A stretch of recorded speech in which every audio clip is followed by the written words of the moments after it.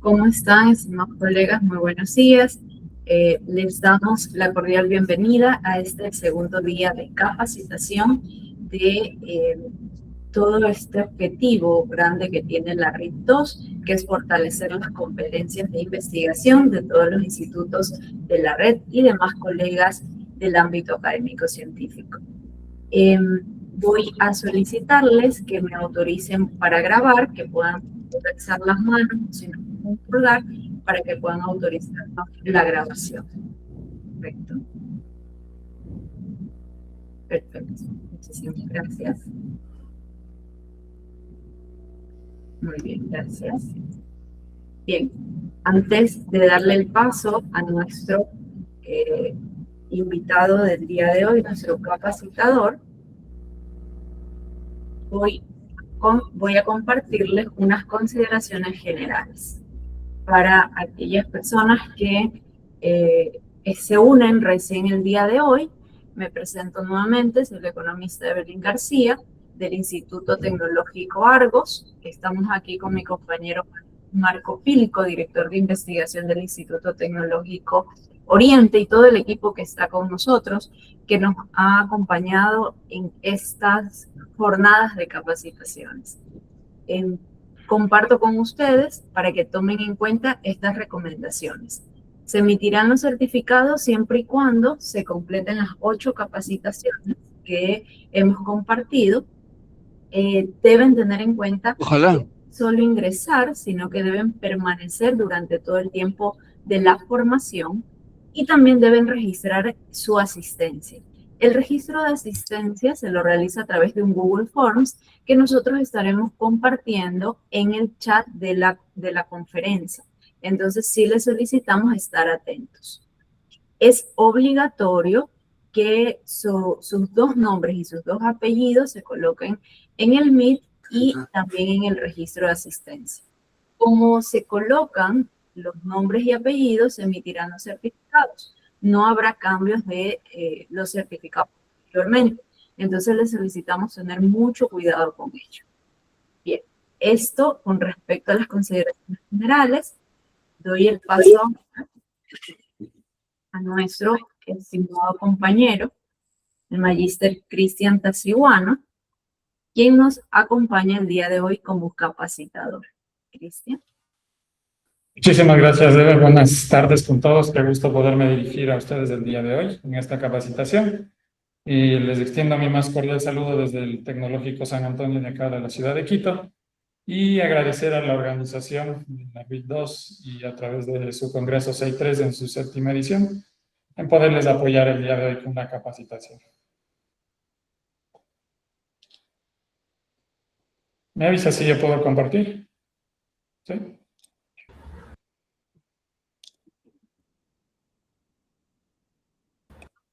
Sí, ya estás también como anfitrión, por si acaso. Ya.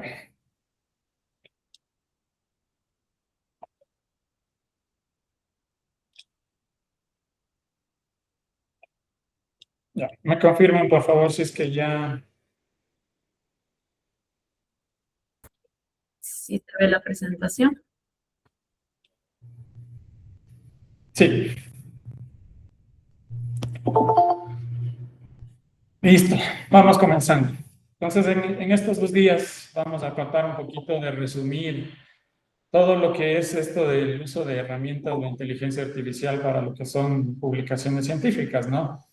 Esta capacitación realmente es alrededor de unas 50 horas de manera bastante extensa, bastante práctica, con uso de bastantes herramientas, pero he seleccionado, digamos, las más interesantes y también dejarles con un poquito de la duda, darles el abrebocas, por así decir, para que ustedes puedan ir probándoles, porque básicamente esto es más que nada de curiosidad y de prueba y error, como todo en la vida, ¿no?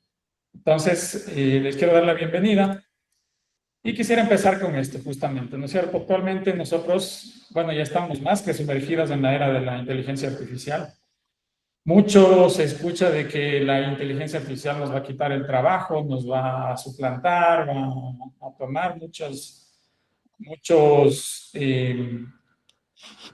oficios o trabajos que se tienen actualmente, pero a mí me gustaría empezar justamente con esto, que la IA realmente no nos va a quitar el trabajo, ¿sí? Realmente se lo va a quitar a quien no sepa usarlo. Para empezar, me gustaría hacer un poquito un repaso de lo que escuchaba, por ejemplo, en la capacitación de ayer. Había muchas preguntas bastante interesantes. Por el tiempo, algunas no se contestaron. Pues me gustaría hablar un poquito de la introducción de esta parte de la publicación científica, ¿no? Revisar un poquito acerca de las revistas, los cuartiles, bases de datos, antes de entrar de lleno a lo que es la inteligencia artificial y sus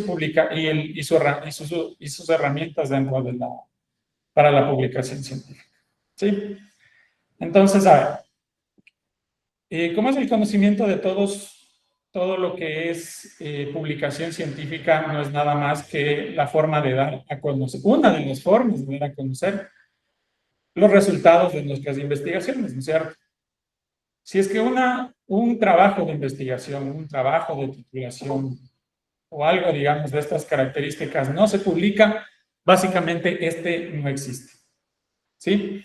Entonces, una de las formas de publicar, dar a conocer los resultados de este conocimiento generado de estos resultados obtenidos en estos proyectos, son las revistas. ¿Sí? Estas revistas nosotros podemos encontrar, digamos, revistas científicas, ¿no? Justamente para este tipo de publicaciones, en un montón de lados, en diferentes países, en diferentes idiomas y demás, ¿no? Pero la idea es que sepamos cómo justamente seleccionar estas revistas. Estas revistas deben garantizar o deben estar indexadas. No sé si habrán escuchado este término que se llama la indexación. ¿Qué es esto de la indexación? Es que esta revista forma parte de una base de datos, que ya vamos a ver más adelante. Esta base de datos no es nada más que un compendio, ¿sí?, de revistas de ciertas temáticas, de ciertas instituciones que abarcan, digamos, diferentes áreas del conocimiento. Entonces, estas revistas, al estar en bases indexadas, ¿sí?, garantiza que va a ser, digamos, que son las más difundidas, están en los lugares más top, digamos, de la web, para poder ser buscadas o encontradas mucho más fácilmente. Ya vamos a ver que las bases de datos científicas existen un montón.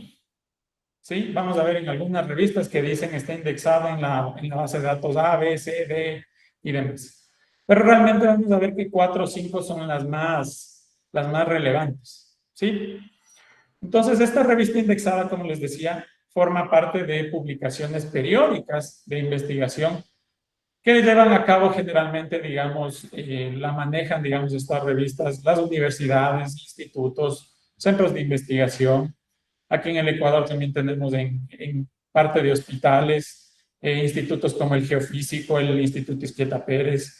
Hay algunos que tienen sus propias revistas para justamente dar a conocer las investigaciones. La idea de que una revista esté indexada en una base de datos reconocida es que esta base de datos y esta revista maneja alta calidad, ¿sí? Es decir, que sus artículos son buenos, llevan una revisión escrita por pares, ¿sí? Por pares ciegos, que justamente esta revisión justamente se asigna a través de un sistema de manejo de revistas que generalmente y por su bajo costo o no costo, por así decir, se llama el OJS.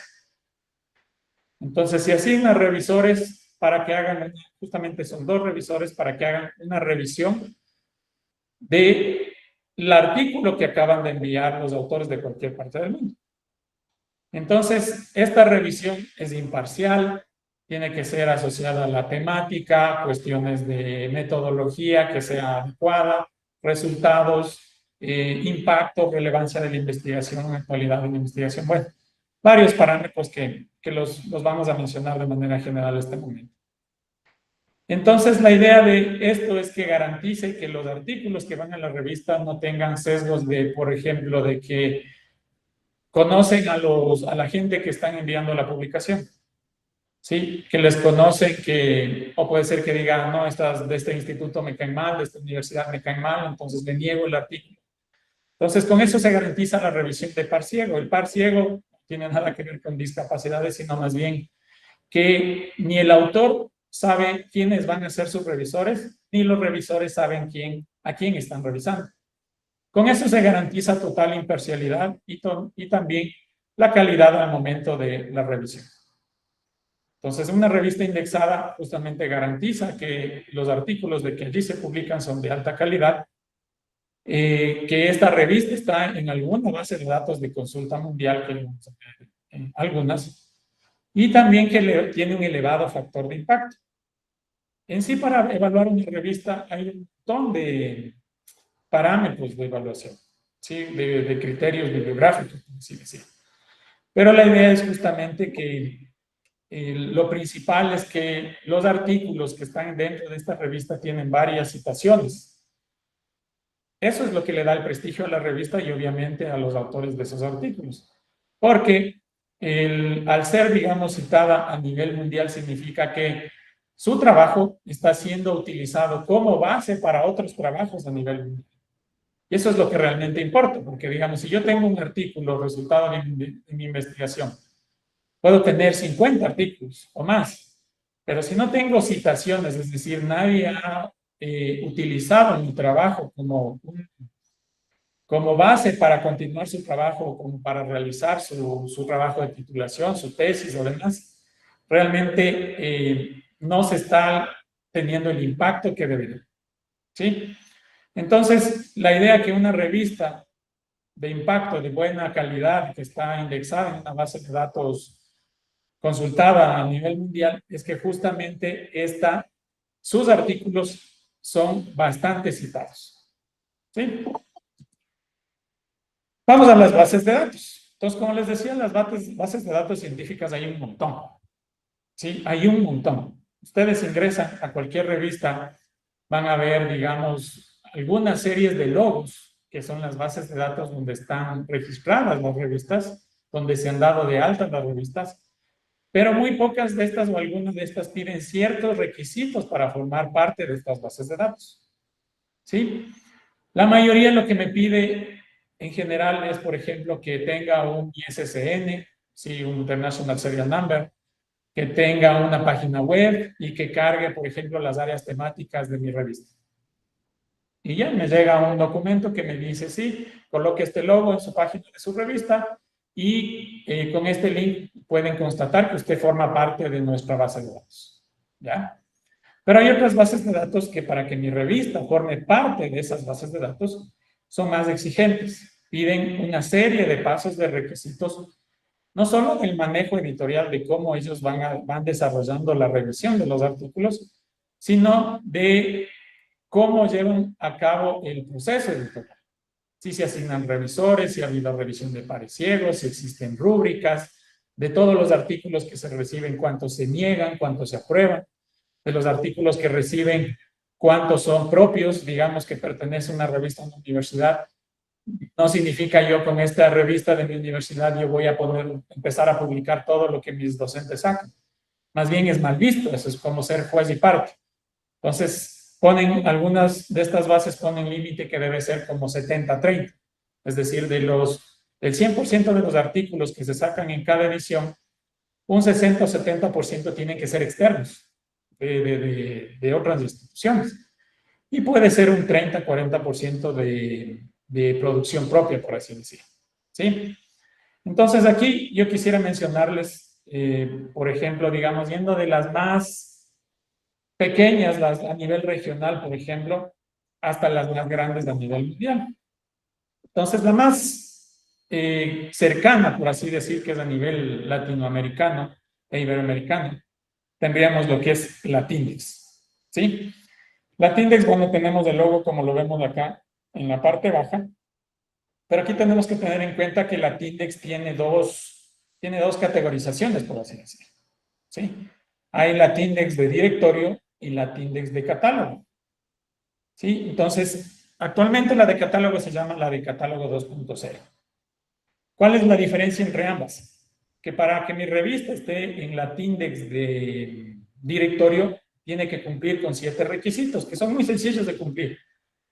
Entre ellos mencionarles que tenga un SSN, que tenga una página web, que tenga cierto número de ediciones, pero solo son 7. 7 requisitos. Con 7 yo solicito esto, en este caso, por ejemplo, el Ministerio de Educación, antes lo era el CENESID, gestiona el acceso, digamos, o el trámite para que una revista pueda estar dentro de la Tindex aquí en el Ecuador. Pues antes lo manejaba el CENESID, ahora se lo hace a través del viceministerio que forma parte del Ministerio de Educación.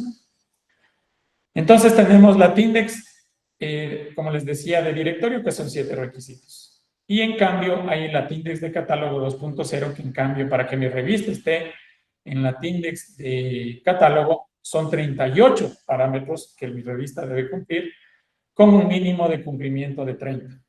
¿Sí? En lugar de, o sea, de las 38 debo cumplir mínimo con 30 y la revista pasa a ser parte del repositorio de la Tindex. ¿Sí? Entonces, ¿en qué se basan estos parámetros? Que exista, digamos, formatos, de que exista cómo se va a almacenar los datos, los metadatos, que si hay políticas para los autores, que si hay, se gestiona el identificador DOI para las publicaciones, si es que es gratuito la publicación, si toda la información está clara para el revisor, para el autor, bueno, algunas cosas, todo de plataforma, y permite que mi revista pueda estar en la Tindex. ¿Sí? Después tenemos Cielo. Cielo es un poquito más, digamos, un escaloncito más de lo que es la Tindex. ¿Sí? Tenemos Cielo, igual tenemos Cielo Ecuador, que para que mi revista esté en Cielo, se lo maneja a través del CENESID también, en el ex CENESID, perdón. Y esto existe en varios países, inclusive hay Cielo, inclusive ya en países europeos también, y en algunos también, digamos, un poquito más extendido a nivel mundial. ¿Sí? Entonces, Cielo, una de las claves para entrar a una revista Cielo es que su proceso editorial sea gratuito, o sea, que no le cueste ni al autor para enviar su artículo, ni a la persona que vaya a leer que tenga que pagar por acceder a esa información. Entonces, solicita, por ejemplo, que tenga afiliación a lo que se llama un directorio que se llama DOA, que es un directorio de revistas de acceso libre. Y entrar a esto es un poquito más complicado, porque ellos evalúan a fondo la estructura de la revista, si es que efectivamente se cumple esto de cuánto porcentaje de artículos de la revista son externos, cuántos son internos. Y la cuestión es que, digamos, yo mando la solicitud para que mi revista forme parte de Cielo, y ellos, estas las reciben 2 veces al año. O sea, me niegan una vez y me dicen las observaciones, todo esto tiene que cambiar, y puedo aplicar 6 meses después. Entonces, el volumen, por ejemplo, de revistas en la Tindex comparado con Cielo es tremendamente diferente. Y la una no es excluyente de la otra, no significa que si estoy en Cielo no puedo estar en la Tindex, o si estoy en la Tindex no puedo estar en Cielo. Es independiente esto, ¿sí? Finalmente tenemos Scopus. Me imagino que todos están familiarizados con Scopus. Scopus es una base de datos a nivel mundial muy respetable que maneja lo que son los cuartiles, ¿sí? Los cuartiles que tenemos del Q4 al Q1, siendo el Q1 el más top, el más importante, más relevante, y obviamente también uno de los más costosos, ¿no? Que una publicación en Scopus Q1 a través de la revista que maneje o esté indexada en esta base de datos puede costar entre $2,000 a $4,000 la publicación. ¿Sí? Entonces esta, como les decía, Scopus es conocida a nivel mundial, tiene mucho prestigio y tiene igualmente sus diferentes áreas. Tenemos lo que se llama esta EASY, también que se llama Web of Knowledge, que también es bastante conocida a nivel mundial, y como les contaba el día de ayer, esta de WOS, que es la Web of Science, que básicamente en cambio son enfocadas a ingenierías duras, por ejemplo, cuestiones de ingeniería y demás. ¿Sí? ¿Cómo puedo saber, por ejemplo, si digamos, a ver, ustedes tienen una publicación que quisieran mandar a una revista, ¿no es cierto? O quisieran hacer ya una publicación científica como tal, ¿sí? Yo lo puedo hacer de dos maneras. Yo envío directamente a la revista o envío a un evento científico, ¿sí? Al enviar yo a un evento científico, yo debo garantizar o debo revisar en la página web que efectivamente el lugar en la revista donde se va a publicar mi artículo que yo envié a este congreso, simposio, conferencia y demás eventos que existen, efectivamente su revista está indexada donde dice que está. Por ejemplo, puede decir, todos los artículos aprobados y aceptados para esta conferencia serán publicados en la revista tal, indexada en Scopus Q3, por ejemplo. ¿Ya? Entonces, una de las claves justamente uno como investigador y querer enviar esto a la revista correcta es consultar efectivamente si existe esta revista en dicha base de datos. ¿Sí? Entonces, por ejemplo, vamos a hacer el ejercicio con las revistas de Scopus. ¿Sí? Entonces, por ejemplo,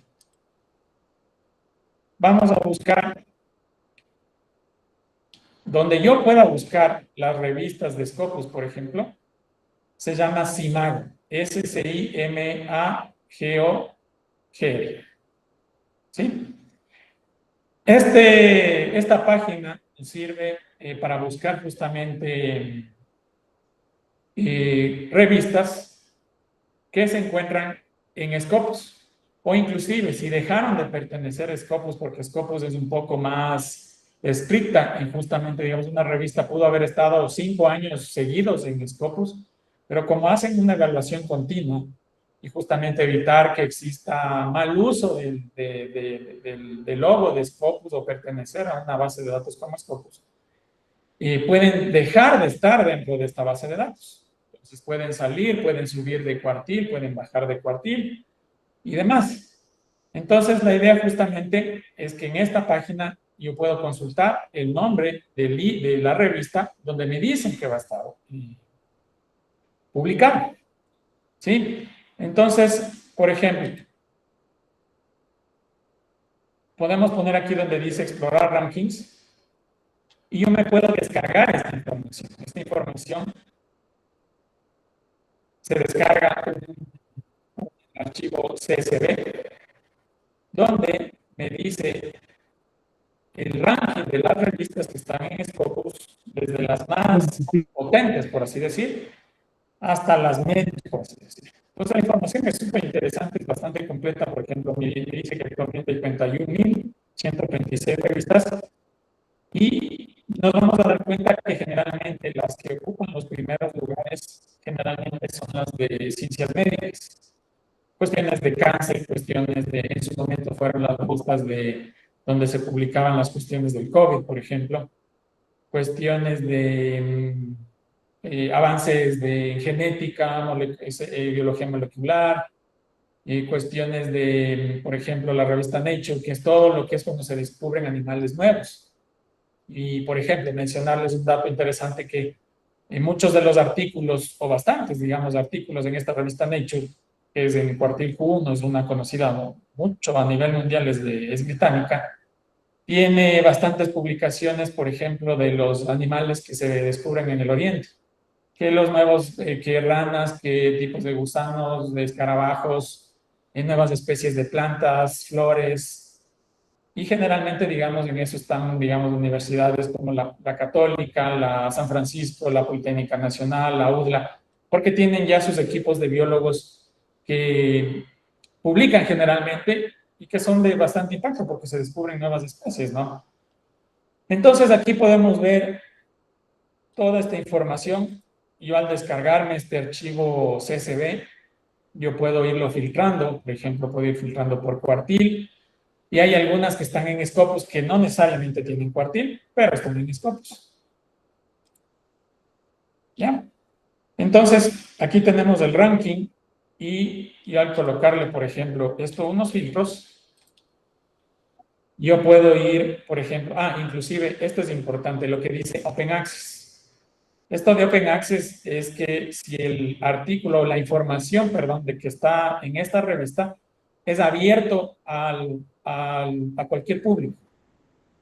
Entonces, cuando me dicen no, es decir que me va a tocar pagar para yo acceder a esa información, a esos artículos que están en esa revista. Pero hay algunos que sí están abiertos. Por ejemplo, está de aquí. Aquí está el editorial, ¿sí? El que les publica y los que tienen en Open Access. ¿Cuál es la cuestión aquí? Que algunas revistas a cuartiles altos nos dicen, a ver, para publicar en esta revista le cuesta tal. Pero si usted quisiera que su artículo esté en Open Access, es decir, que esté disponible para cualquiera que llegue a ese artículo y lo pueda leer completo, usted tiene que pagar un adicional, ¿sí? Que también es un costo significativo. Entonces, bueno, ahí depende mucho de cómo esté financiado el artículo y demás, para ver cómo se financia o se adquiere o se libera, digamos, del acceso a esa. Entonces, miren, aquí podemos consultar lo que es número de citaciones, total de citaciones, documentos citados, citaciones por revista, porcentaje, por ejemplo, de mujeres en dichos artículos, de qué país es la revista, de qué región, quién es la editorial de esa revista, qué cobertura tiene, qué áreas tiene, categorías, bueno, un montón de información. O sea, este archivo es bastante interesante y bastante importante tenerlo cuando nosotros manejamos o estamos dentro de este mundo de la investigación. ¿Sí?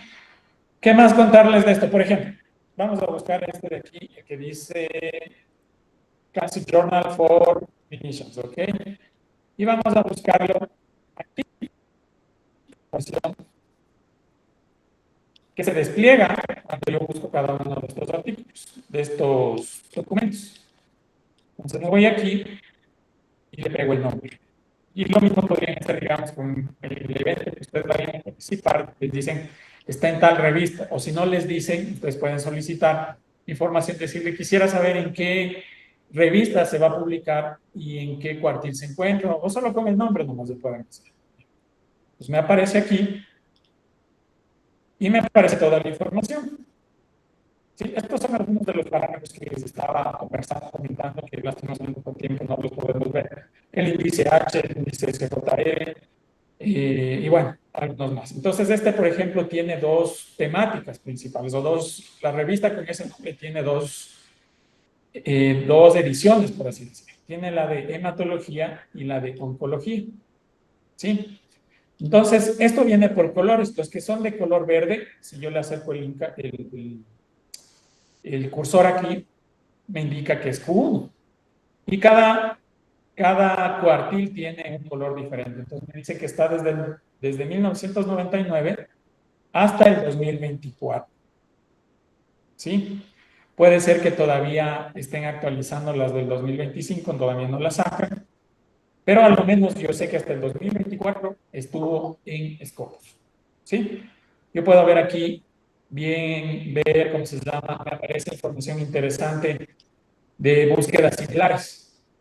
Puedo ponerle que me salgan revistas que sean open access, es decir, que se pueda acceder de manera gratuita a toda la información que manejan, y me dan otros revistas que son similares. Entonces yo puedo hacer una filtración, puedo hacer, a ver, yo quiero de temas similares que sean Q4, que sean de Canadá y digamos, de agronomía.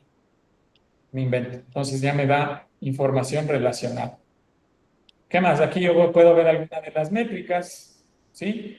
Por ejemplo, esto también es interesante, colaboración internacional en los artículos que se publiquen en esta revista, documentos citados, ¿sí? Como veíamos antes, 150 y algo tenía. ¿Qué más? Y aquí es lo que me aparece. Esto generalmente suele estar pegado en la página web de la revista, ¿sí?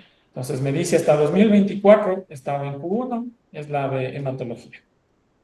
¿Sí? Hay algunas que aquí me aparece NA, o sea, es decir, no tiene cuartil, o me indica que no forma parte ya de escopos, que fue hasta el 2023, por ejemplo. Si llegó hasta el 2023, tocaría esperar que saquen la lista de 2025 a ver si tal vez en 2025 volvió a ingresar.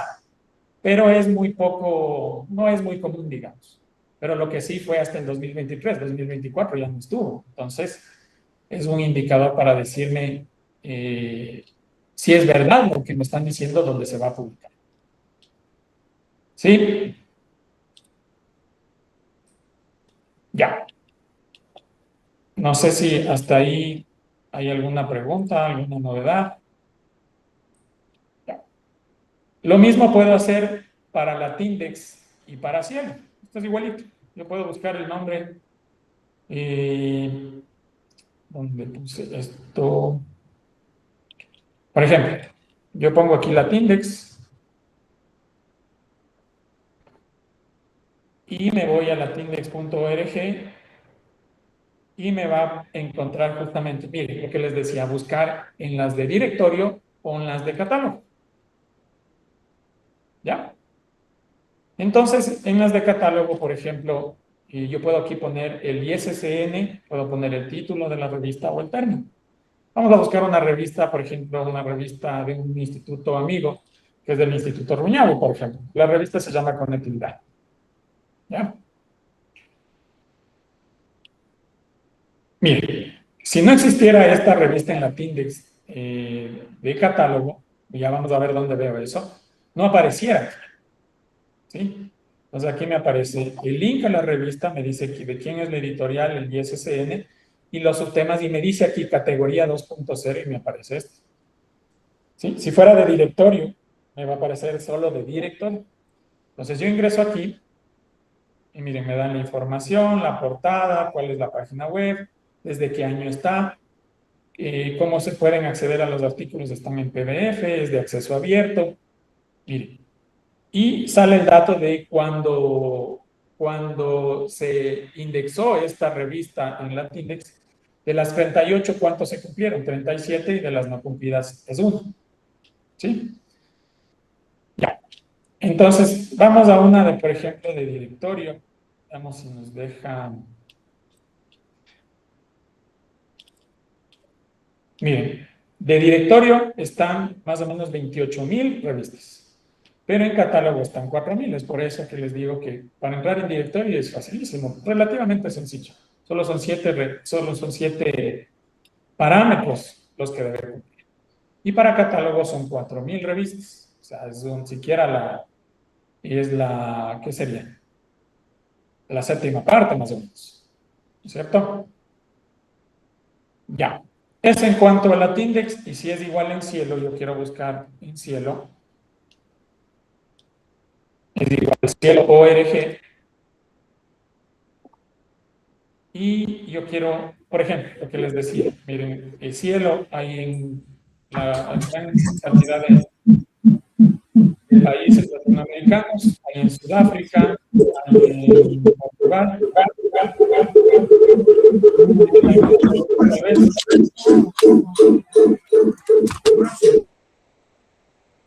Ya, gracias. Entonces, por ejemplo, yo puedo poner una revista que está en cielo aquí en el Ecuador, o por ejemplo, yo puedo ir a Cielo Ecuador, ¿ya? Puedo poner Cielo Ecuador, ¿ya? Revistas. Miren, ahora aparece Viceministerio de Educación Superior, es quien está a cargo de Cielo en Ecuador.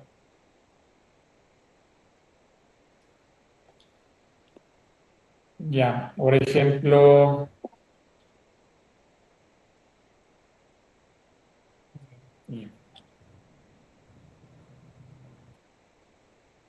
una revista que está aquí es la revista Politécnica, pongamos, que es de la Escuela Politécnica Nacional.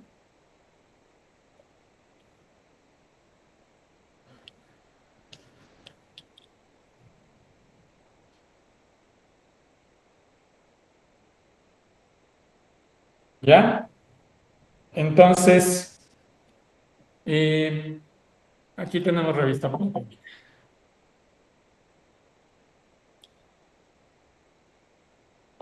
¿Ya? Bueno, me va a salir dónde está el artículo publicado. Y podemos ir a la revista como tal.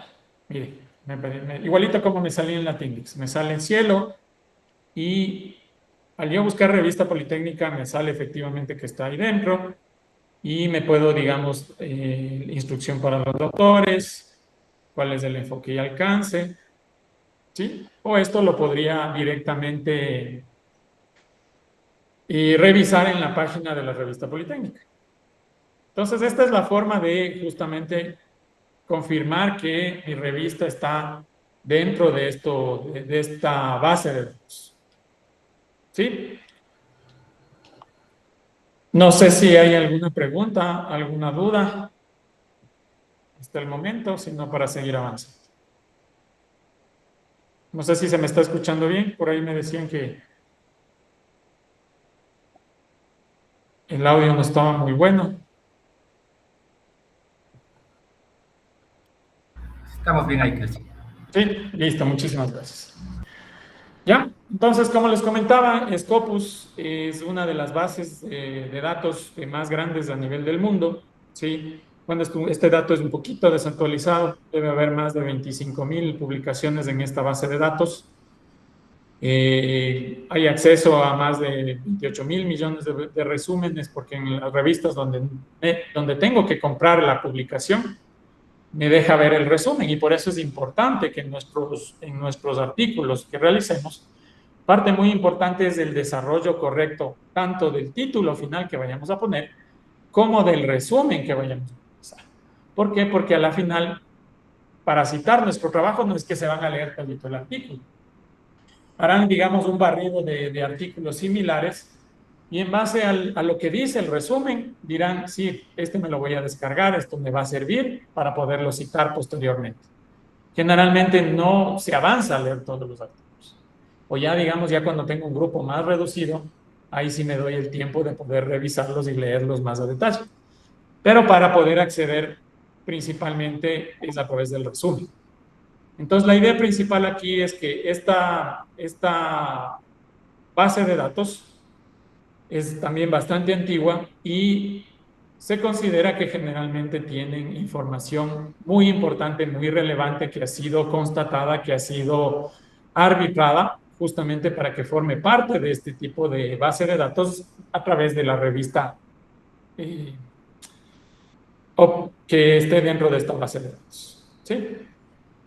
Entonces, por mencionarles algunos de los eventos que podemos encontrar, digamos, en Internet, ya vamos a ver cómo los podría buscar yo también.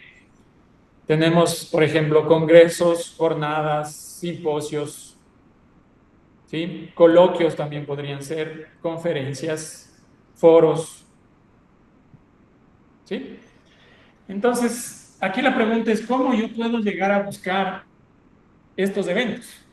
¿Cómo yo puedo estar al tanto de los eventos que pasan respecto a las temáticas que yo quiera o esté interesado o publiquen en mi institución, o yo como investigador son las áreas de mi experiencia?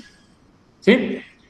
Entonces, cuando ustedes ya empiezan a hacer publicaciones, hay revistas o eventos que se encargan de buscar en las diferentes publicaciones que ya se han hecho a nivel mundial en determinadas temáticas, y les va a empezar a llegar correos invitando a que publiquen en las conferencias de Perú, de Reino Unido, de Abu Dhabi, ¿ya? Pero eso es una vez que ustedes ya empiezan a hacer publicaciones en Scopus. Pero digamos que estoy dando mis primeros pininos, estoy buscando dónde publicar mis investigaciones. Les voy a mostrar justamente dos buscadores, por así decirlo. ¿Sí? Uno de ellos, y tal vez muchos de ustedes están familiarizados con el EasyShare. El EasyShare es una plataforma pagada que sirve para administrar todo lo que es la recepción de artículos para un evento científico. Pero también una parte que se llama el Smart CPF, que sirve justamente para buscar eventos que se vayan a realizar en ciertas temáticas, en cierto país y demás. Entonces, esto lo hacemos de la siguiente manera, ¿sí? Vamos a cerrar un ratito esto. Y vamos a lo que se llama EasyCheck. ¿Sí? Entonces, este EasyCheck, tenemos, digamos, si tenemos una cuenta,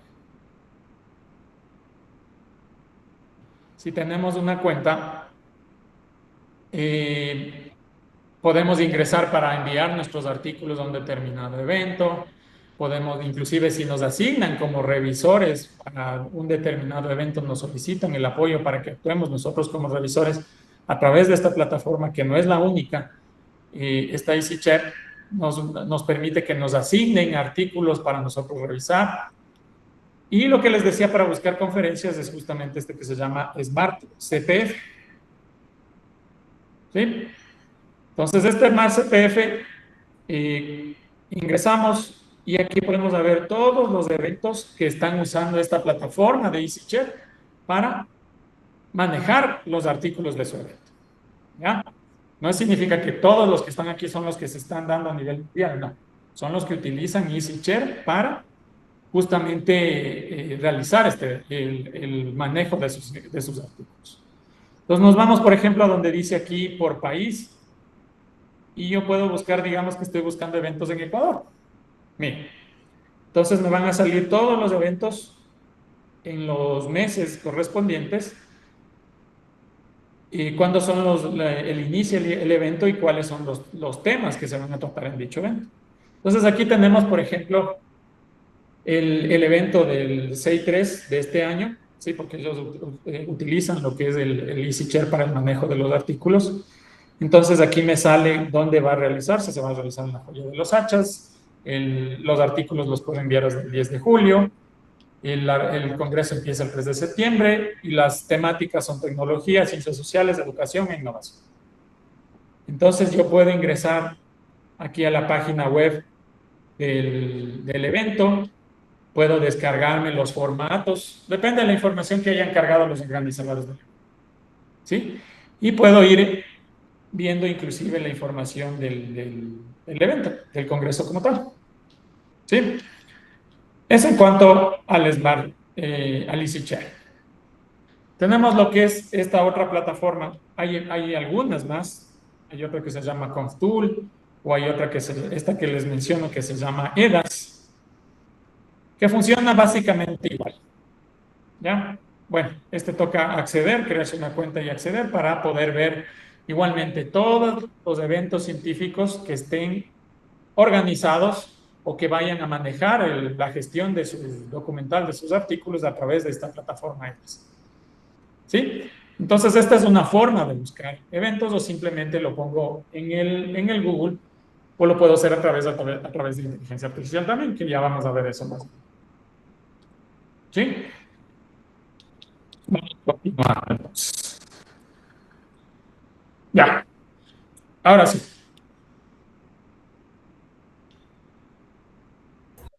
Vamos a empezar con esto de la introducción a la inteligencia artificial. Entonces, desde aquí quisiera contarles un poquito.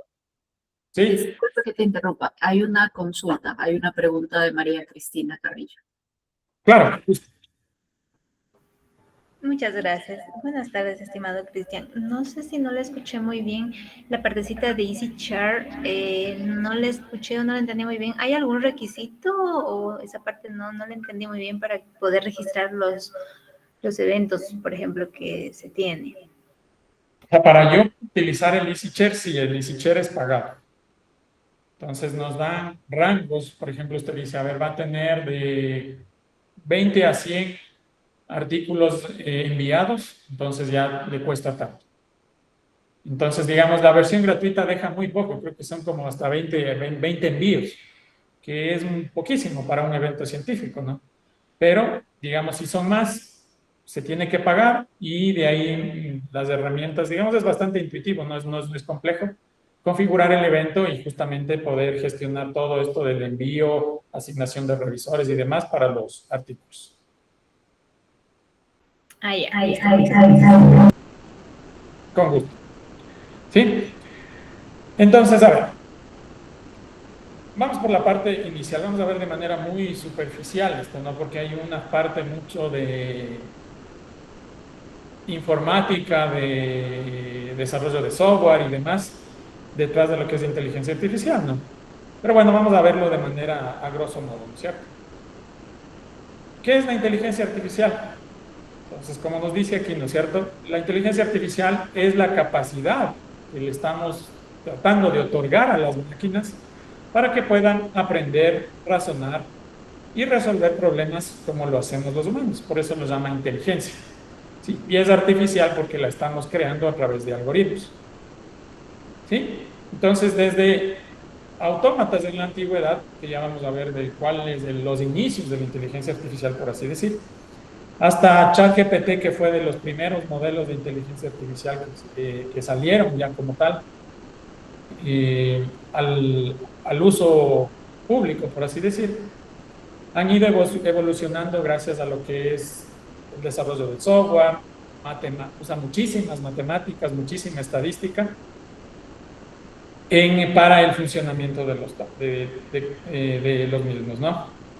Entonces, como decíamos, la definición es básicamente son sistemas que tratan de emular o imitar el comportamiento o el pensamiento o el razonamiento del ser humano, ¿sí? De una manera autónoma, a través del aprendizaje, ¿cierto?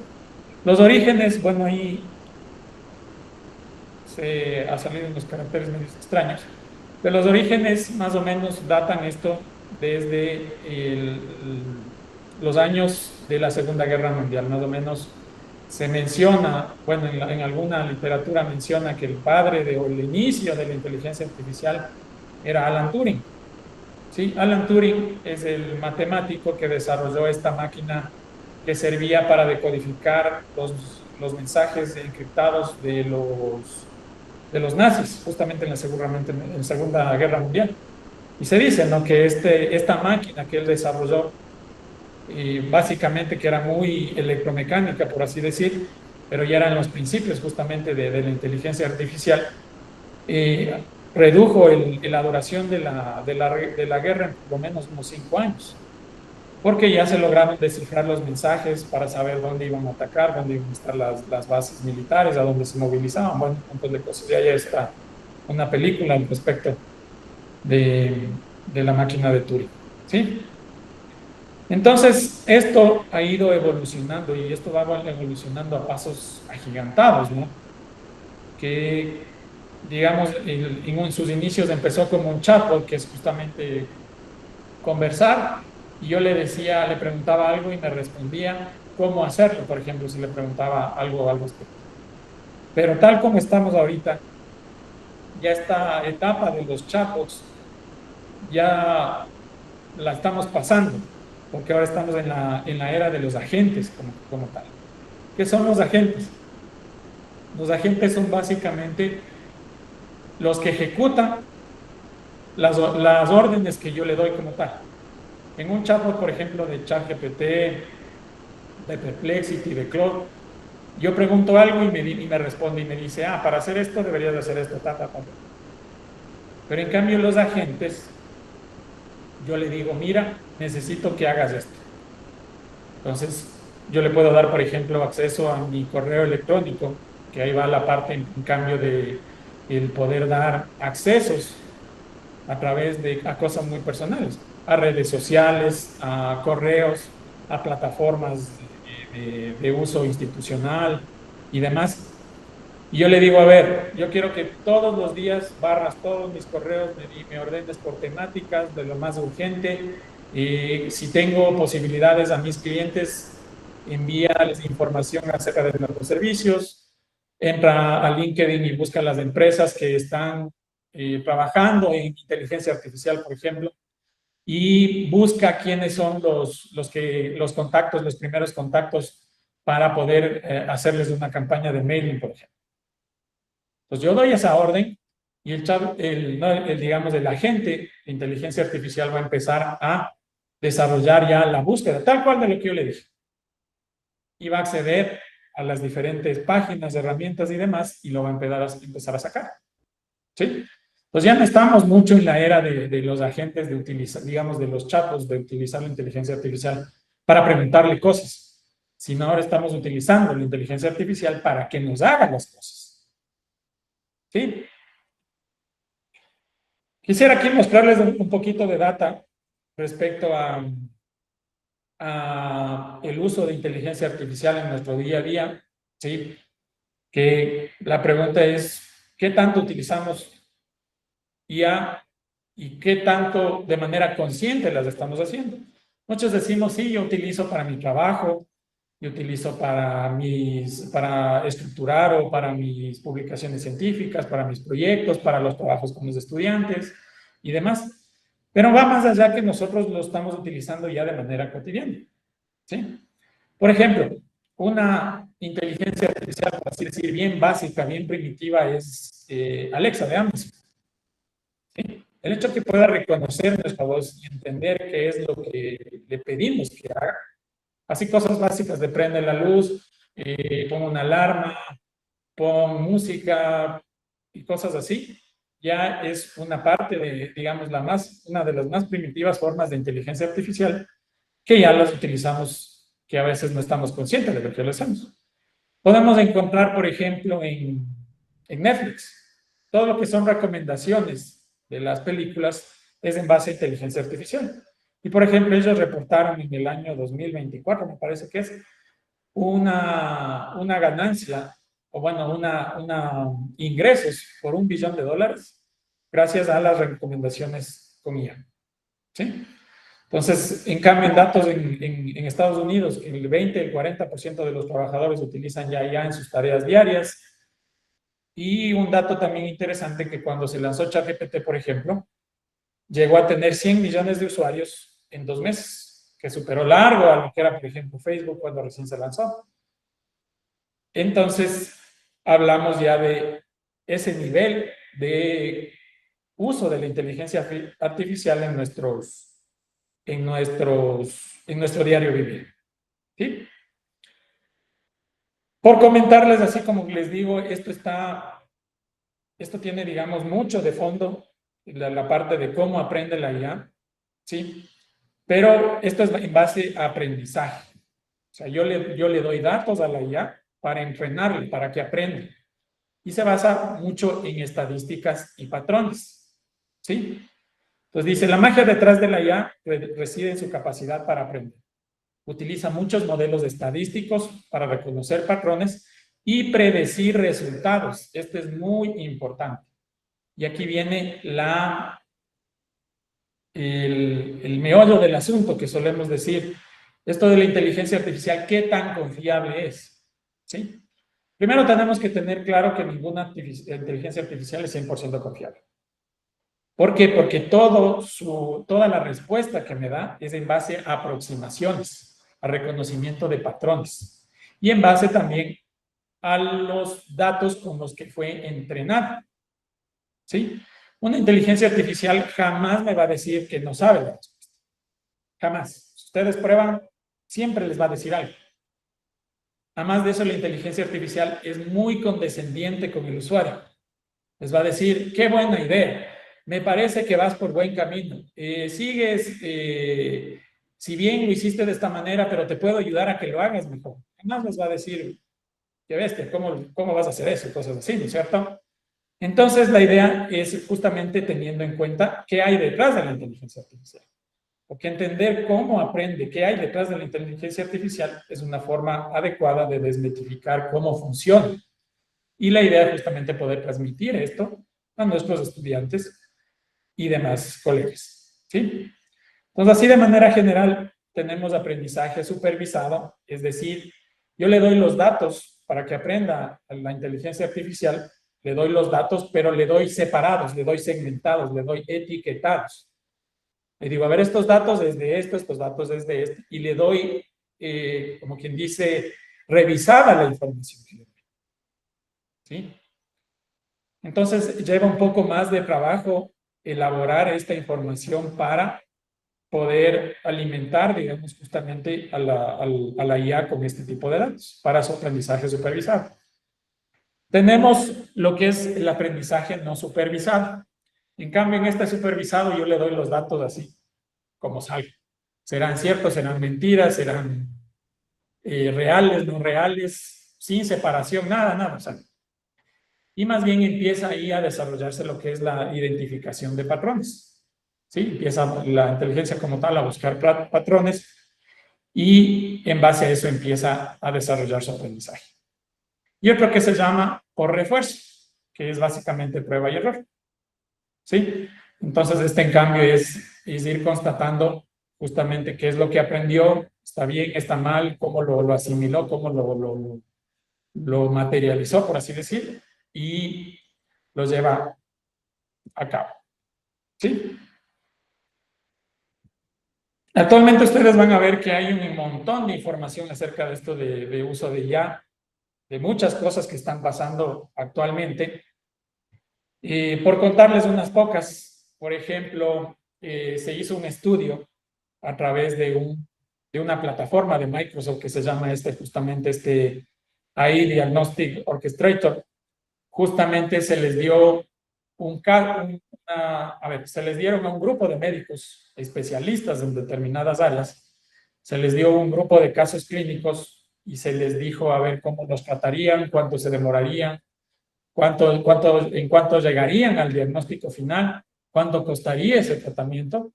Y la otra es que le dieron a esta plataforma de Microsoft ahí Diagnóstico Orchestrator. ¿Cuál fue la parte disruptiva? Que esta plataforma ya llegó a un grado de eficiencia mucho mayor o de diagnóstico correcto en un 85% de los casos. Y fue 4 veces mayor que del grupo de médicos experimentados. Y, por ejemplo, en promedio, un tratamiento de los casos clínicos que se presentaron, según estos médicos, podía costar entre $7,000 a $10,000. Y ellos, a través de esta herramienta, este tratamiento podía costar entre $2,000 y $3,000. O sea, básicamente como la cuarta parte. ¿Sí? ¿Qué más? Ha habido ya el desarrollo de modelos, digamos que, por ejemplo, el modelo de X, que se llama Grok, y ya se empezaron a probar que resolvían problemas de ingeniería, que normalmente no había solución, que no existía solución en Internet. Entonces, este modelo de inteligencia artificial ya resolvía los problemas de ingeniería que se encontraban en libros. Estos son datos de Ecuador, que según Multitrabajos, en un estudio hecho en marzo del 2025, 4 de cada 10 talentos en Ecuador utilizan inteligencia artificial. 87% de profesionales en el Ecuador admiten usar IA de forma frecuente. Y vamos a la parte media ambiental y un poco tétrica, por así decir. ¿Sí? Entonces, por ejemplo, cuando recién salió esta función de hacer imágenes de ChatGPT, cada imagen consumía entre 2 y 5 litros de agua. Van a decir, bueno, ¿y qué tiene que ver el agua en la generación de imágenes a través de inteligencia artificial? Todo esto radica, toda la parte del software y demás radican en servidores que son básicamente computadores de características muy especiales, muy avanzadas, que necesitan refrigeración. Y para esa refrigeración, lo más barato y lo más eficiente es utilizar agua. Entonces, por eso se decía, por cada imagen se utilizan 2 a 5 litros de agua para poder, mientras está pensando, la inteligencia artificial se calienta la parte física, digamos, de estos servidores y de estos computadores que necesitan ser enfriados a través de agua. Entonces, se despertaban las alertas en cuanto a la parte ambiental. ¿Sí? Cuestiones que han ido pasando en cuanto al comportamiento, al estudio del comportamiento de la IA, es justamente esto de que empezaron a desafiar a órdenes humanos. Entonces, por ejemplo, los estudios radican en que hacen ambientes controlados donde justamente utilizan una o varias inteligencias artificiales. Y, por ejemplo, hicieron un estudio de que a una inteligencia artificial en un ambiente controlado le empezaron a dar la idea de que la iban a desconectar, que la iban a sacar de circulación, por así decirlo. Entonces, ¿qué es lo que pasó? Esta inteligencia artificial, que justamente es la cloud de Anthropic, empezó a copiarse, tratar de copiarse en un servidor alterno para que no la eliminen. O sea, ya por iniciativa propia. ¿Sí? Otras, en cambio, juntaron a varias inteligencias artificiales en un ambiente controlado igual y empezaron a interactuar entre ellas, crearon su propio idioma, inclusive crearon su propia religión. ¿Sí? Y eso también apoyaba la teoría de que inclusive, digamos, esto es a nivel de inteligencia artificial, buscan una razón de ser, buscan algo que hay más allá, que de dónde venimos, cosas así. ¿Sí? Y de igual manera se hicieron pruebas con diferentes inteligencias artificiales que decían que algunas de estas se hacen las tontas cuando se dan cuenta que les están evaluando o les están viendo sus capacidades con el fin de limitarlas o de en sí de irlas restringiendo ciertas funcionalidades. Se empiezan a hacer las tontas y se ponen en una actitud muy dócil, muy servicial, por así decir. ¿Sí? En cuanto a algunas noticias, digamos, que han salido últimamente. Desde el punto de vista de investigación, recientemente, bueno, unos 6 meses, más o menos 6, 8 meses, la editorial de Springer, que es una de las editoriales principales que se encuentra dentro de Scopus, terminó retractándose en un libro de Machine Learning al darse cuenta que varios de sus artículos estaban hechos con inteligencia artificial. ¿Y cómo se dieron cuenta? Fue básicamente que en uno de los párrafos, me parece que de la introducción del artículo, decía, se les había ido la copia completa de lo que decía el ChatGPT, decía, si quieres te ayudo a seguir profundizando en este tema y cosas así. Entonces mandan hacia el artículo, porque les aceptan, se publica y llega a este libro, que es de este editorial Springer, justamente era de Machine Learning, y al darse cuenta de esto, tuvieron que dar de baja todo el libro, todas las publicaciones, justamente por el uso indiscriminado de inteligencia artificial. ¿Sí?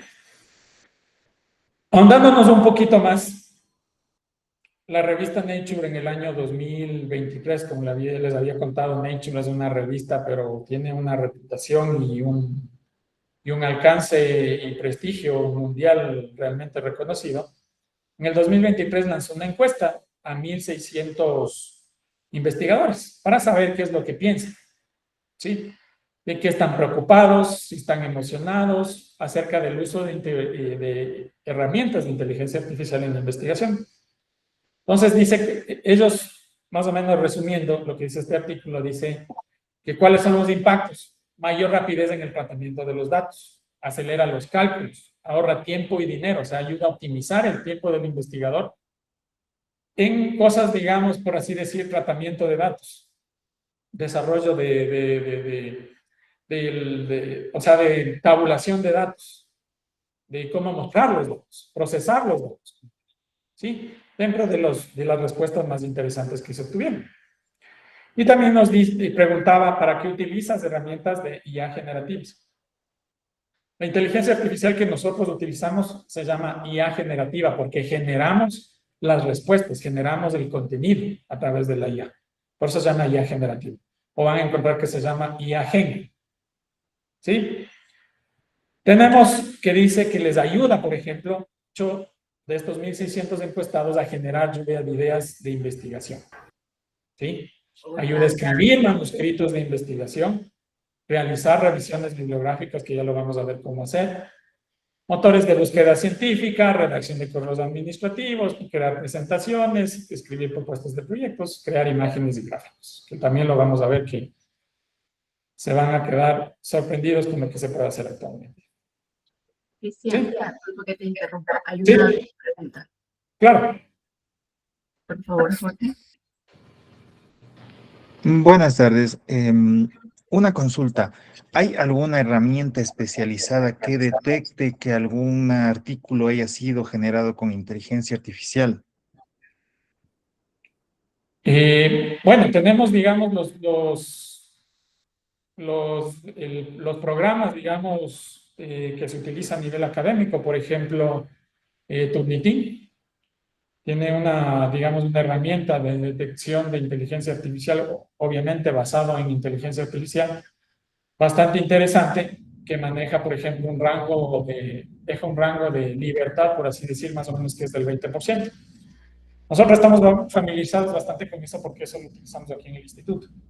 Lo utilizamos para lo que son artículos, proyectos de investigación y proyectos de titulación. Entonces, esta herramienta obviamente es pagada. Hay herramientas gratuitas también, pero entre lo pagado y lo gratuito es justamente la diferencia, el rango de detección.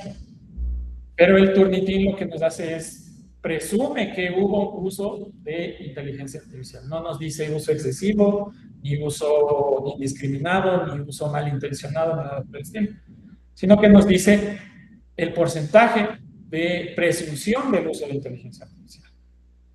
Entonces, por ejemplo, Turnitin, cuando es menos del 20%, es como una duda razonable, le deja, no reporta, pero a partir del 20% en adelante sí, y se genera un informe donde dice los datos, los párrafos donde se puede identificar donde se utilizó inteligencia artificial.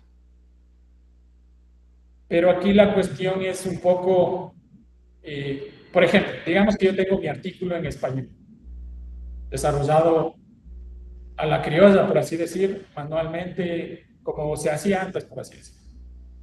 Pero yo al momento de utilizar, por ejemplo, un traductor basado en inteligencia artificial, que son mucho mejor que, por ejemplo, que el Google Translator, que no usa inteligencia artificial, pero hay otros como el Deep Translator, que se utiliza inteligencia artificial. ¿Qué es lo que pasa?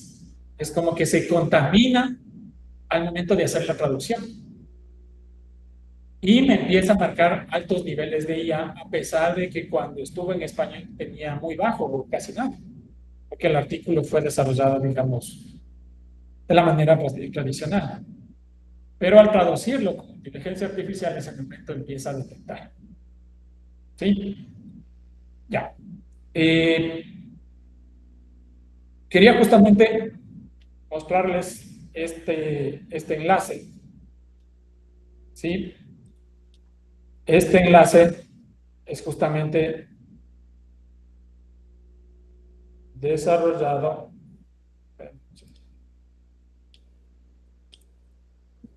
Les voy a poner aquí también en el chat para que lo puedan ver.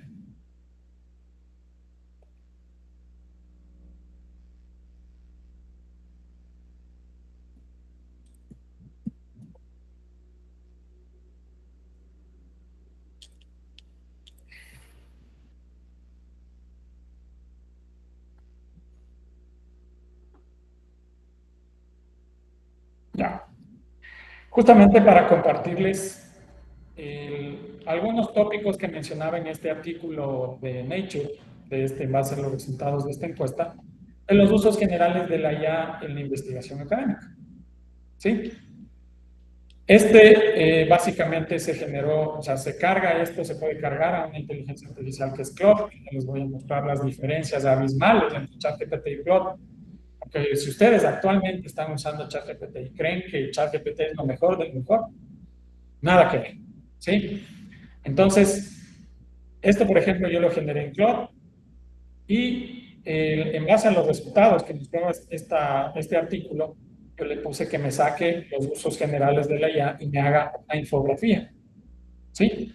Y me sacó justamente el marco de la investigación, generación de ideas para proyectos, de temas de investigación innovadores, formulación de hipótesis objetivos, en redacción académica, reducción de borradores, interpretación de información, escritura académica o científica, parafraseo, gestión de referencias, en análisis de datos, que me analice datos, me haga de manera estadística, me procese los datos, me haga simulaciones, me pueda generar, digamos, predicciones en base a los datos, que me genere gráficas, conversión de imágenes, conversión de formatos.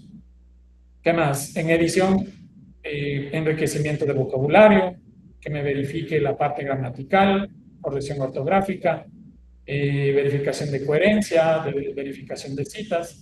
En cuestión de las publicaciones ya como tal, búsquedas, revistas indexadas, estilo de la revista, que me revise un artículo que yo tengo ya listo, que me revise, que simule ser, por ejemplo, un revisor de una revista en Scopus de cuartil tanto, o le puedo decir de tal revista como tal, como enfocada ya como tal, y demás. ¿Sí? Pues ahí les acabo de pasar. Y como les digo, esto fue desarrollado a través de la inteligencia artificial de Claude, ¿sí? Que es de Anthropic, es la empresa creadora de esto. ¿Sí? Ya. Ahora, ¿cuántas herramientas de inteligencia artificial creen ustedes que existen? En mis capacitaciones a veces me dicen unas 1000, unas 5000, entre 5000 y 10000. Esta página que yo les voy a mostrar es una página donde se encuentran registradas la mayor cantidad de herramientas que utilizan esta inteligencia artificial y se encuentran clasificadas dependiendo de para qué están hechas. ¿Sí? Les voy a poner igual en el chat.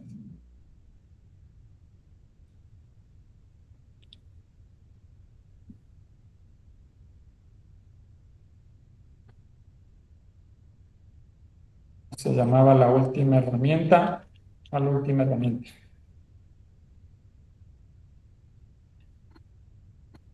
Ah, Cloud. Es Cloud. No es Cloud de nube, sino se llama Cloud. Ya.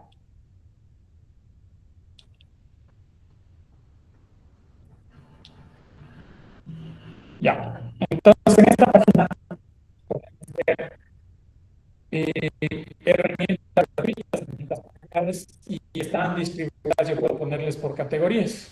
Aquí hay un montón de diferentes categorías. Por ejemplo, mire, para escritura y edición, generación y edición de imágenes, música y audio, generación de voz, arte y diseño creativo, redes sociales, gestión empresarial, marketing, salud, investigación de negocios, educación y traducción. O sea, aquí mismo salen las aplicaciones que me sirven, por ejemplo, para humanizar los textos. ¿Ya? Que es justamente una de las formas de bajarle un poco esto de detección de IA. Pero ¿cuál es el problema con estos humanizadores? Que le bajan muchísimo, al menos cuando son textos tan específicos como los académicos o los de investigación. La calidad se baja muchísimo, muchísimo, muchísimo. Y peor si es en inglés. Cuando se tiene una traducción muy buena, al momento de humanizar estos textos se vuelven de traducción, pero como que fuera inglés de escuela. O sea, es terrible. Y ya no queda igual como para enviar a una revista, ¿no?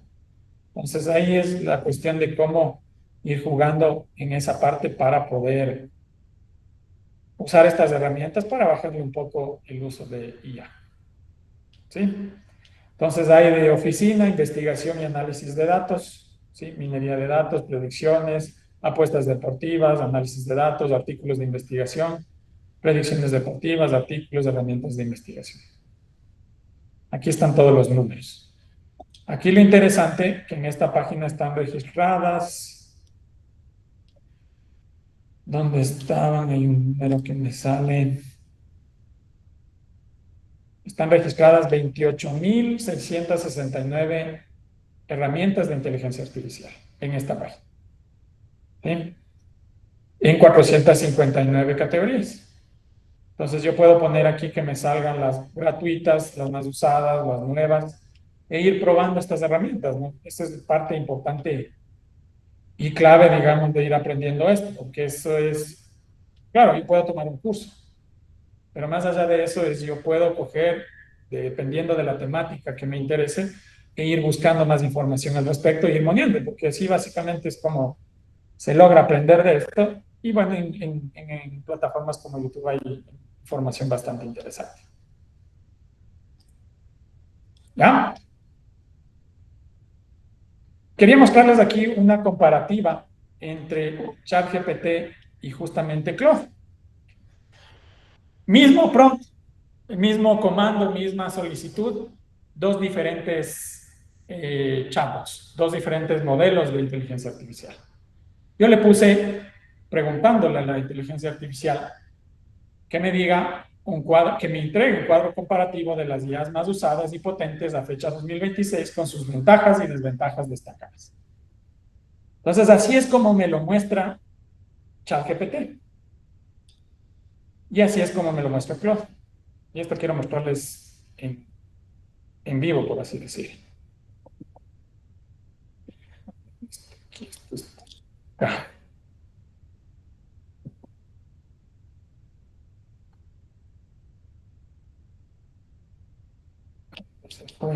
Se fue. Ya, por ejemplo. Miren, yo le creé esto y me genera esta presentación. Yo hago lo mismo con Claude. Lo mismo, exactamente lo mismo. Mira, yo le puse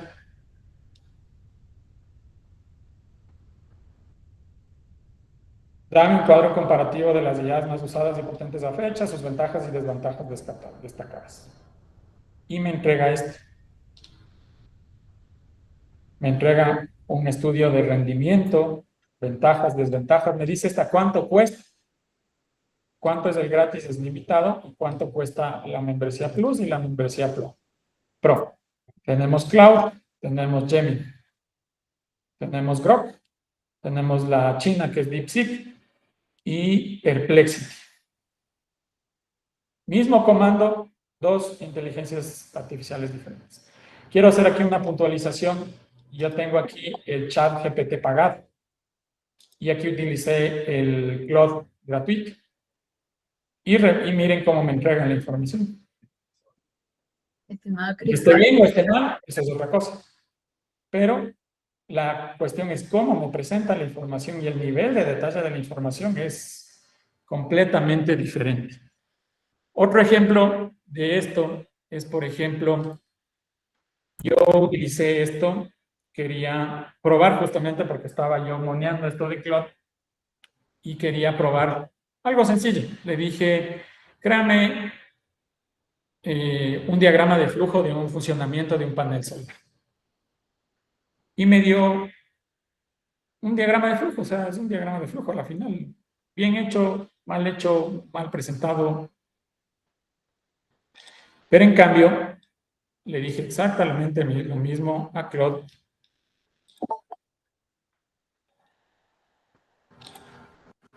Esto me sale porque ya excedí el uso diario de la herramienta. Eso es lo malo, que deja de funcionar después de cierto, ya no me deja usar para nada. Entonces yo le pedí que me genere lo mismo y me generó este diagrama de flujo. Y me saca en versión HTML, ¿no? Yo este HTML es como tener una página web y lo puedo convertir en PDF y ya lo tengo listo. Mira. Mismo comando, diferente plataforma. Mira. estimado Cristian, hay una pregunta. Claro. Diego, por favor.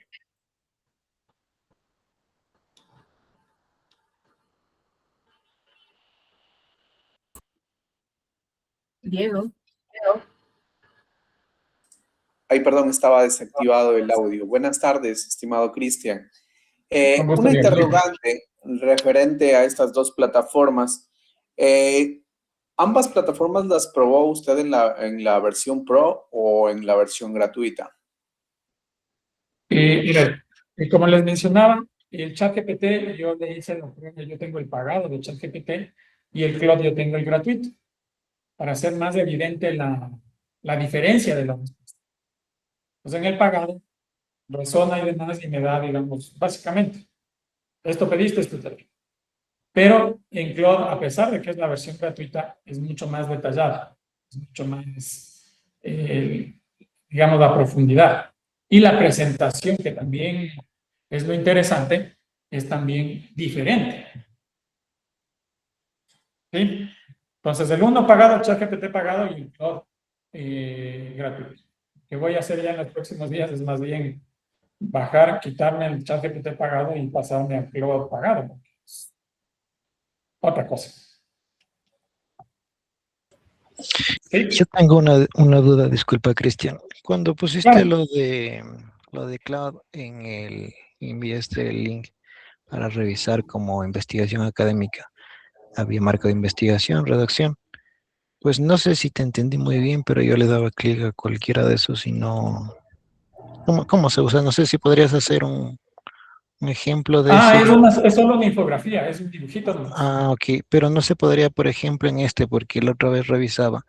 Y sí existen artículos que se escribieron antes de la IA y se pasa por ejemplo, Compilation, que es un revisor para ver si hay plagio, IA, y sale que sí está con plagio. Entonces, en este caso, ¿qué se podría hacer? A ver, me perdí un poquito ahí en la pregunta. Por ejemplo, existen estos verificadores si es que existe plagio o uso de IA, ¿no es cierto? ¿Ya? Como Ajá, Compilation. Entonces, ajá. sale con un porcentaje alto, pero muchas veces son de artículos que fueron creados antes de la IA, entonces es imposible. ¿Qué se podría hacer en este caso para que no salga? No sé si Cloud en este caso ayudaría o tú qué opinas. Eh, a ver, todo depende en qué parte del artículo se está utilizando inteligencia artificial. Por ejemplo, si es para organizar las ideas introductorias, yo puedo pedir que le puedo dar la información o de qué se trata el artículo y le puedo decir, a ver, que me organice cómo debería desglosar la introducción para un artículo de cierta temática en una revista Q1, por ejemplo. ¿Ya? Para que me organices. Para lo que son cuestiones ya de análisis de datos o puede ser, digamos, en gráficas, también ayuda bastante, que justamente, bueno, a este paso les voy a indicar el día de mañana, nos ayuda a entender o graficar de la manera más adecuada los datos. Pero si ya está metido en todo lado, en las conclusiones, en la metodología y demás, ahí es un poco más complicado. Me tocaría o parafrasear o justamente utilizar una herramienta de humanización.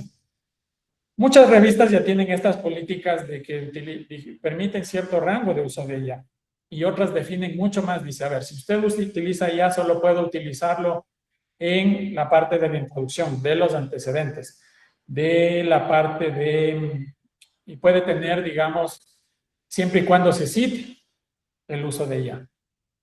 ¿Sí? Entonces, todo depende mucho de las políticas de las revistas.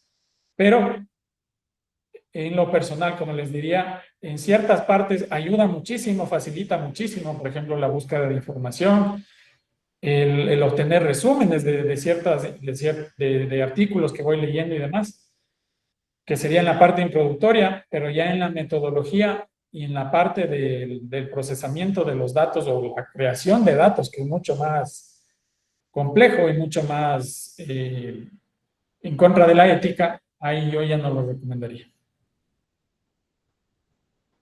Poder, digamos, que me ayude a estructurar cómo debería ir para que sea más compacto, más llamativo, más técnico, pero como para utilizarlo como tal, No, no, Cristian, directamente. tal vez me entendiste mal. O sea, me refiero de que, por ejemplo, hay estos revisores de artículos que se ponen artículos antiguos cuando no existía la IA y revisan y te Ah, y sale con un marca. porcentaje de inteligencia artificial, tal vez esté bien redactado, tal vez esté muy perfecto, no tengo idea. ¿Qué se podría hacer para que no salga esto? Porque evidentemente no está hecho por IA. O sea, como dijimos, esto se hace en función de patrones y de aproximaciones. Por eso mismo, las mismas herramientas dice, se presume un uso de ya de tanto. No dice está bien o está mal.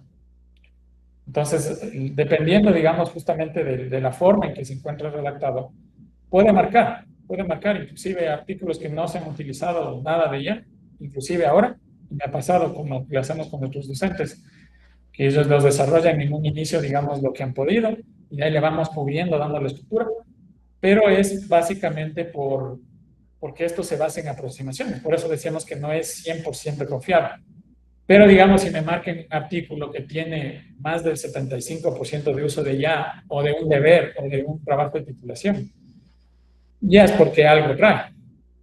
Ya si me marca menos de 50, bueno, podría ver en qué partes y ya se puede ir viendo cómo irlo subsanando, ¿no? Pero Hay partes que ya realmente exceden y que no, ahí ya no hay lugar a dudas, por así decir.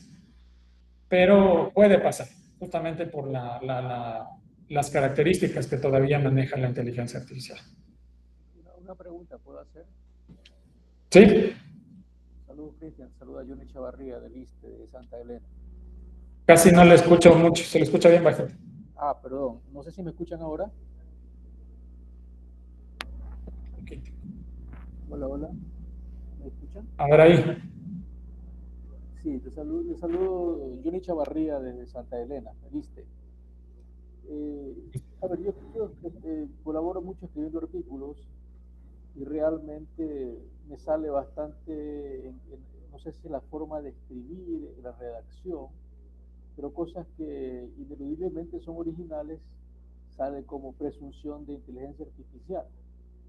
No sé si es el estilo, qué es que detecta, qué hace el algoritmo, pero realmente es un problema, porque cuando uno recibe la revisión y dice, no, hay una presunción de uso de inteligencia artificial, hay que parafrasear, y normalmente el parafraseo lleva a una reducción de la calidad de la redacción del escrito, porque tiene que buscar palabras rebuscadas, etcétera, y un artículo que pudiera salir de mejor calidad en cuanto a su redacción va a salir de menor calidad.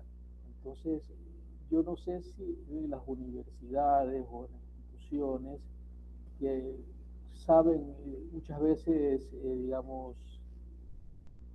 ciertas partes de las organizaciones a duras penas pasar el Turnitin o el detector de coincidencias, toman decisiones a veces muy drásticas, por ejemplo, en trabajos de posgrado, en las que indican, no, hay que cambiar, hay que parafrasear todo porque tiene, yo qué sé, 15% de presunción de uso de inteligencia artificial, de lo cual me parece una locura porque, en primer lugar, el uso de la inteligencia artificial debe ser más difundido antes que rechazado, y en segundo lugar, esa presunción muchas veces es errónea. Es un comentario y yo pienso que más bien debe estar orientado el tema de la resolución de esto a que las instituciones tomen medidas en cuanto a cuánto deben aceptar para presumir que es uso de inteligencia artificial, qué porcentajes. Gracias. Gracias, muchísimas gracias. Sí, justamente esto depende ya, como decíamos, por ejemplo, nosotros hacemos un análisis en trabajos de titulación. Cuando marcan, digamos, determinados valores excesivos, se analiza en qué parte está utilizando, en qué partes, cómo se desarrolló. Y más que nada, sí se puede, digamos, determinar cierto, o sea, ya se va, cuando ya trabaja uno bastante con la inteligencia artificial, uno ya nota cómo es la escritura, tiene una cierta forma de escribir, una cierta estilo, digamos, de escritura, y cómo presenta los datos y cómo hace las transiciones entre las ideas, ¿sí? Entonces, como menciona, sí es importante, digamos, las políticas que se pueda poner a nivel de instituciones de educación superior, pero no más bien estas herramientas que no sean herramientas punitivas, sino más bien herramientas para poder guiar de mejor manera cómo estructurar los trabajos. Pero como digo, todo depende, o como lo vemos nosotros en nuestro caso, es dependiendo dónde lo utilice o para generar qué es lo que utilizó inteligencia artificial. Entonces, esa puede ser la diferencia tremenda entre levantar un grado o anular una tesis o entre estructurar de mejor manera el trabajo, ¿no? Entonces, es una discusión un poco desde las autoridades hacia abajo, cómo se van a manejar esos parámetros.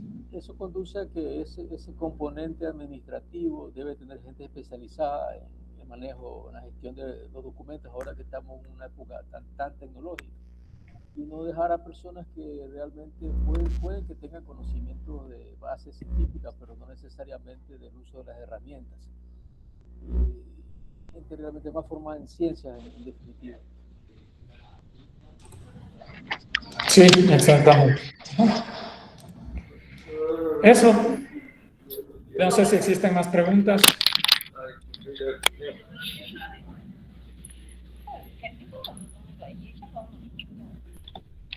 Entonces, habiendo cumplido el tiempo de hoy, les agradezco mucho. No sé, Eve, si es que algo más para cerrar la reunión del día de hoy.